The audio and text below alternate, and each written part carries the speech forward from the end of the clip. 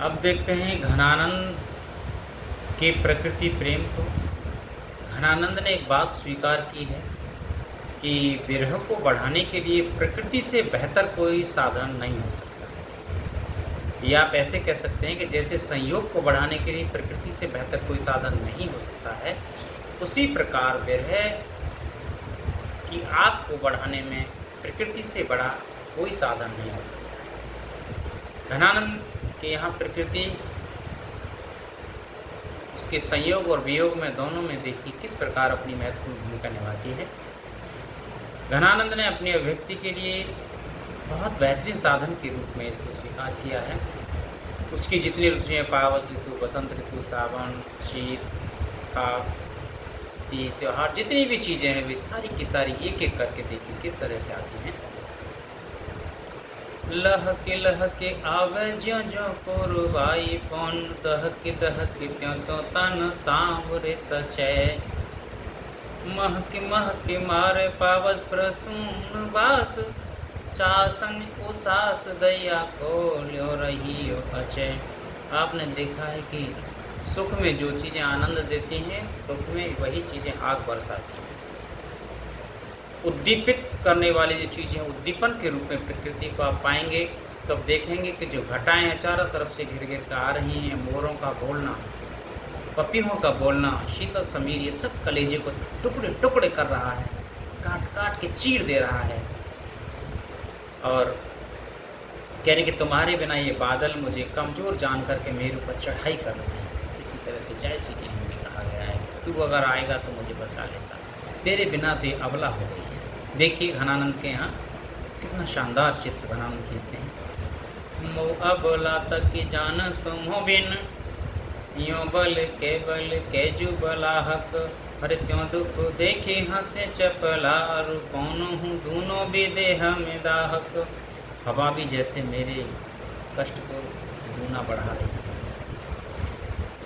बहुत शानदार वर्षा के द्वारा काम के स्वरूप को भी बहुत अलग ढंग से घनानंद ने चित्रित किया है। प्रकृति को ललकारते हुए देखिए यहाँ पर कहते हैं कि तुमने मेरे संग अच्छा नहीं किया है। और धैर्य के साथ कहते हैं ना कि विषम परिस्थितियों में मनुष्य को धैर्य रखना चाहिए। हरिकारी कुल को किला कहाँ को बैर काढ़, तेरी कुकी अब ही करे जो किन कोरिले, अरे पेड़ पर पापी एकला पीने से धौस जो ही, चातक घातक जो ही तू तो कान फोर है। कहते हैं हे कारी कोयल, तूने मुझसे किस जन्म की दुश्मनी निभाई है जो इस समय बोल भूल के मेरे कलेजे में छेद कर रही है। अरे आनंद के घन प्राण जीवन सुजान, बिना जाने के अकेली सब घेरो दल जोर ले। और तुमने ये समझ लिया है कि इसका प्रेमी इसके पास नहीं है, इसलिए अकेली समझ करके तुमने चारों तरफ से शत्रु सेना की तरह मुझे घेर दिया। प्रिय के अभाव में सारी चीज़ें फीकी लगती हैं। सावन का जो महीना है जो प्रिय के साथ आनंददायी होता है, वही प्रिय के बिना कष्ट कारक है। जो बूंदें सुहानी लगती हैं अपने प्रेमी प्रेमिका पति के साथ, और पति और प्रेमी प्रेमिका के न होने पर वे पानी की बूंदें आहा कलेजे को चीर जाती हैं। देखिए, बूंदे लगे सब अंग दहे, बूंदे लगे सब अंग दहे, उलटी गते आपने पापने देखी। यही नहीं, आप आगे चलेंगे फागुन के महीने में जो सारी चीज़ें उसको फीकी लग रही हैं, उनका भी जिक्र बहुत सुंदर किया। अरे राग भी राग धमारे त्यों धार सी, लोटे पर ढंगाए यो सब ही को। अरे रंग रचवन जौन बिना, घने आनंद लागत फागुन फीको, घने आनंद लागत फागुन फीको। अब मेरे लिए फागुन भी फीका लग रहा है क्योंकि मेरी प्रिय सुजान मेरे पास नहीं है।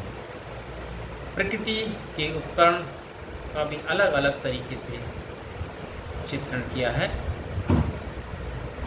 जो दिन बड़े सुखदायी मालूम होते थे, आज वो बिना प्रीतम के बड़े कष्टकारक दिखाई दे रहे हैं। जोई दिन कंत साधु जीवन को फल लागो, सोई बिन कंत देत अंतक दुहाई है।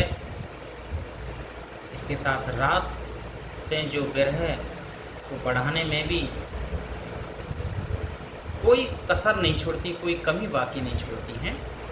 वो भी कहते हैं, पापे ने डरारी भारी, सांपे ने निशा बेसारी, बैरे ने ओखी मोहे डाए ने डसत है। ये रात मुझे डाहिन की तरह डसने के लिए तैयार बैठी है। प्रकृति का कष्ट प्रदर्शन, यानी सारी चीजें, सौरभ समीर आए बह के दह के जाए, राग भर ही में विराग मोर जान है।